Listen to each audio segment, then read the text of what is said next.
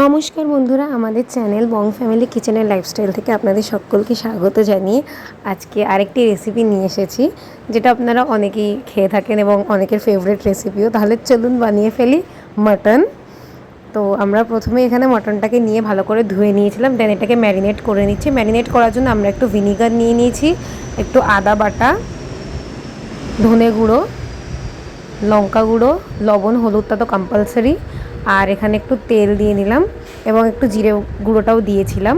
তার সাথে আমরা একটু রসুন বাটাও দিয়ে নিয়েছিলাম। আপনারা চাইলে ভিনিগারের পরিবর্তে লেবুর রস বা টক দইটাও ইউজ করতে পারেন, সেটা আপনাদের ইচ্ছা। তো আমরা এটা ম্যারিনেট করে রেখে দিয়েছিলাম খানিকক্ষণ। দেন এখানে কড়াইতে একটু সর্ষের তেল নিয়ে নিচ্ছি, দেখুন তেলটা একটু বেশি দেবেন। দেন এখানে আমরা আলুগুলো দিয়ে নিচ্ছি। অনেকে আলু দেন, অনেকে দেন না, তো আমরা আলুটা দেওয়া প্রেফার করি, কারণ আমার আলুটা পার্সোনালি খুব ভালো লাগে খেতে, বিশেষ করে মাংসর আলুটা আমার খুবই ভালো লাগে। তো এখানে একটু লবণ হলুদটা দিয়ে নিয়েছি, দিয়ে আলুটাকে আমরা উঠিয়ে নিয়েছি। দেন এখানে পেঁয়াজগুলোকে একটু একটু ভেজে নেব। এটা মেনলি বেরেস্তার জন্য এই পেঁয়াজটা ভাজা হচ্ছে, তো এটাকে একটু লাল লাল করে বেশ ভেজে নেব। তো দেখুন এখানে আমরা এটা ভেজে তুলে নিলাম। এবার আরেকটু তেল দিয়ে নিচ্ছি। তেল দেওয়ার পর তেলটা গরম হয়ে গেলে এখানে আমরা তেজপাতা দিয়ে নিলাম, দেন একটু জিরে দিয়ে নিয়েছি। এবার এখানে আদা বাটা দেব, দেন রসুন বাটা দেব, অ্যান্ড দেন তারপরে আমরা এখানে একটু লঙ্কা, যেটাকে আমরা গ্রেট করে নিয়েছিলাম কাঁচা লঙ্কা, সেটা দিয়েছি। আপনারা পেস্টও করে নিতে পারেন চাইলে। দিয়ে এবার এটাকে একটু সুন্দর করে মশলাটাকে কষিয়ে নেব। মাংসই মেনলি মশলাটা যেটা আমরা কষাই সেটাই হয় মেন, কারণ ওটাই সবথেকে ভালোভাবে করতে হয়। দেন এখানে আমরা যেটা ধনে গুঁড়ো আর জিরে গুঁড়ো, এটাকে আরেকটু দিয়ে নিলাম, কারণ খাসির মাংসে ধনে গুঁড়োটা একটু বেশি লাগে, তো সেজন্য আপনারা অ্যামাউন্টটা একটু দেখে নেবেন।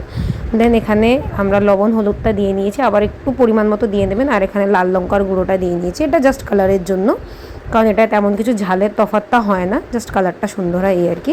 দেন এখানে আমরা পেঁয়াজ বাটাটা দিয়ে নিয়েছি। পেঁয়াজটা আমরা গ্রেট করে রেখেছিলাম, আপনারা চাইলে পেস্টও করে নিতে পারেন। দেন এখানে আমরা যে মাংসটাকে আমরা ম্যারিনেট করে রেখেছিলাম সেই মাংসটা এখানে দিয়ে নিচ্ছি। তো দেখুন আমাদের ওই প্রায় 1.5 কিলো মতো মাংস ছিল এখানে। জানি না অ্যামাউন্টটা আপনারা অতটা বুঝতে পারবেন কি না, কারণ বাড়িতে আমাদের সেদিন একটা অনুষ্ঠান ছিল, তো মেনলি বাবার জন্মদিন ছিল, তো সেজন্যই সেটা রান্না হয়েছিল আর কি। তো ভিডিওটা বেশ কিছু দিন আগের, একটু দেরি হয়ে গেছে ভিডিওটা দিতে, তো আপনারা অবশ্যই একবার ট্রাই করে খাবেন, কিন্তু খুবই ভালো লাগবে। দেন এবার এটাকে আমরা একটু ঢেকে দিচ্ছি। ওই 5-7 মিনিট ঢেকে রাখার পর দেখুন আমাদের মাংসটা খুবই সুন্দরভাবে কষে উঠেছে। এবার সেখানে আর বেশি কিছু নেই, কারণ আমি বললামই মাংসটা কষানোটাই যেটা মেন। মাংসটা কষানোটা হয়ে গেলেই মাংস রান্না খুবই সুন্দর হয়। দেন এখানে মা একটু টমেটোটা দিতে ভুলে গেছিলো, আপনারা একটু আগেই দিয়ে নেবেন। তো আমি সেজন্য বলেছিলাম যে ঠিক আছে তুমি পরে দিয়ে দাও, কোনো সমস্যা হবে না। তো এবার আমরা মাংসটাকে এখানে দিয়ে দিয়েছি, আর টমেটোটাও দিয়ে দিয়েছি, আগেই দিয়ে দিয়েছিলাম। দেন এখানে আলুটা দিয়ে দিলাম, দিয়ে এটাকে দেখুন খুব সুন্দরভাবে কষেছে। তেলটা এক্সট্র্যাক্ট হচ্ছে, দেখুন আপনারা সাইড থেকে হয়তো দেখতে পাবেন। তো এই তেলটাকে আমরা এক্সট্র্যাক্ট করে যখন হয়ে গেছিলো, তখনই আমরা এখানে জল অ্যাড করে দেবো। জলটা আপনারা আপনাদের পরিমাণ মতো দেবেন, যেরকম আপনারা গ্রেভি চান ঠিক সেরকম দেবেন। দেন এখানে 5-7 মিনিট ফোটানোর পর দেখুন খুবই সুন্দরভাবে মাংসটা ফুটছে, এবং আমাদের এটা একটু সিটি দিতে হয়নি, কারণ অনেক খাসির মাংসে কী হয় কি শক্ত থাকে, তো প্রেশার কুকারে সিটি মারতে হয়, তো সেটা সিটিটা আমাদের এখানে মারতে হয়নি। দেন এখানে আমরা যখন পুরোটা হওয়ার মতো রেসিপিটা, তখন আমরা এখানে একটু ধনেপাতা দিয়ে দিয়েছি, আর একটু গরম মশলা, যেটা লাস্ট ফিনিশিং টাচ বলতে পারেন আপনারা। দেন এখানে যে বেরেস্তার জন্য আমরা যে পেঁয়াজটাকে ভেজে রেখেছিলাম সেই পেঁয়াজটা এখানে দিয়ে দিলাম। ভিডিওর কোয়ালিটিটা গাইজ একটু এদিক ওদিক হতে পারে, কারণ আমার ফোনের ক্যামেরাটা তখন একটু ডিস্টার্ব করছিল, তো সেজন্য জানি না ভিডিওটা কতটা পরিষ্কার উঠেছে, বাট আমি চেষ্টা করেছি আপনাদের ভিডিওটা শেয়ার করার জন্য ভালোভাবে, যাতে আপনারা বুঝতে পারেন, তো একটু অ্যাডজাস্ট করে নেবেন। তো দেখুন আমাদের এখানে প্রায় রেসিপিটি শেষ, কারণ আর কিছুই নেই এতে দেওয়ার মতো। খুবই সহজভাবে আপনারা বানিয়ে নিতে পারেন এবং খেতে দুর্দান্ত হয়, কারণ খাসির মাংসটা অনেকেরই ফেভারিট হয়, তো আপনারা অবশ্যই একবার বানিয়ে খেতে পারেন। তো দেখুন এখানে আমাদের রান্নাটা পুরো শেষ। দেখতে যেমন সুন্দর হয়েছে, খেতে তার থেকে বেশি সুন্দর হয়, এটা সবসময় আমি বলে থাকি।